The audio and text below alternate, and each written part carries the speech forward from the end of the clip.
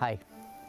Hi, I'm Rich Fournier. I'm a pastor at the United Church of Christ. I've been one for about 30 years, and I'd like to welcome you here to the Warner Farm. And it's been a dream of ours for a lot of years to start a spiritual life center here and an ecological education center. And as you can see, the place itself is really beautiful. We have 130 acres.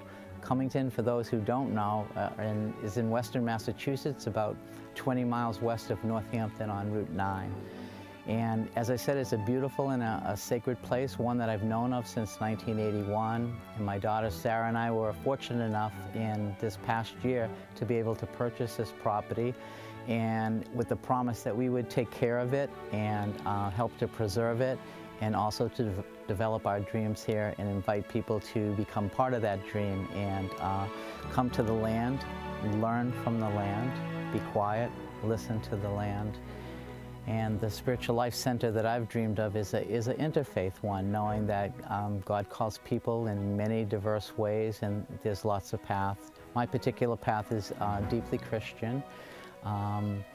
Not in any traditional sense, but I've spent my whole life studying the Gospels, and Jesus is still a very formative figure for me. So it's really important that I work to spread the message of peace and justice and hope and a new world, a new heaven and a new earth. And I guess this is an experiment in becoming part of the new heaven and the new earth, that people live together in ways that are much more life-enhancing and not death-dealing, and that we grow things in concert with nature and listen with nature as a partner. And that's all part of this dream that I know is awakening throughout the world and growing throughout this country. And we feel particularly that it's important here in Massachusetts and New England that the small farms come back and we be able to grow more of our own food. I think the world's changing in lots of obvious ways, and one of the ways is that we need to really build up the local capacity to grow its own food and to be able to share with one another, and times of shortage come that we can take care of one another. So it's not a survivalist mentality, it's really a communitarian mentality, that we're here for one another and that we want to grow things and grow people, grow trees, grow animals, grow plant life, and that's what we're really about. And at some point you'll hear from my daughter Sarah, who's really spearheading that part of it and has studied at the Findhorn community and has a certificate in permaculture with Starhawk, California. And I feel very fortunate. My wife passed away a few years ago, but Sarah and I to be living together, and to father and daughter and the generations, and that we will try to come together and bring back the spark for me of the 60s and what was possible, and with being current at the same time and having what her generation can add to this. I think it is time that we can really make a difference in the world. So this is a very special land, as I mentioned. There's so many little microclimates and microsystems in this property. There's almost 40 acres of wetlands, which my daughter tells me next to coral reefs is the most dense growth, holds most dense life of any other form of life. So we have lots of wetlands. We have 3 different streams that come through here.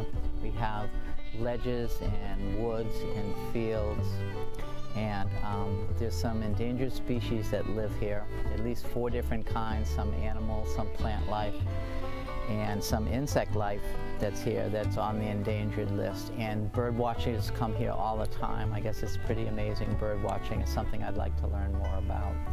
And part of the way we're going to save this, preserve this special legacy that we've been able to inherit here, is to put it in a land trust. And so we're in the midst of raising funds to put it in a land trust to save this very special and I believe sacred property forever.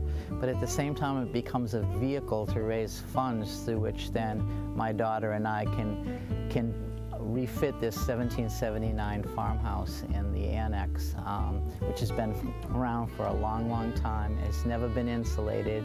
We've undertaken a deep green retrofit without losing the historic character. We're trying to make it open year-round, winterize it, put really good green insulation in it, and a European wood boiler heating system that also is very, very efficient, over 90% efficient. We have plenty of wood to heat it with, and it's just an experiment in trying to live in a very healthy, very sane, very sustainable way, and we invite others to come and learn and teach us things about it as we're exploring ways to really live on this planet and with this planet in very healthy and new ways. So if this piece resonates with you at all and you feel moved in spirit, we really would welcome and could really use your help in the fundraising for this land trust process, and also helping us manifest the dream more fully. So if you could send a donation, which is totally tax deductible, to the Hilltown Land Trust, and the address is on the screen here. I thank you so much, and even if you can't, or whether you can, just come and visit us here and see what's going on, and add your energy and your prayers and your light to it, and I thank you a lot.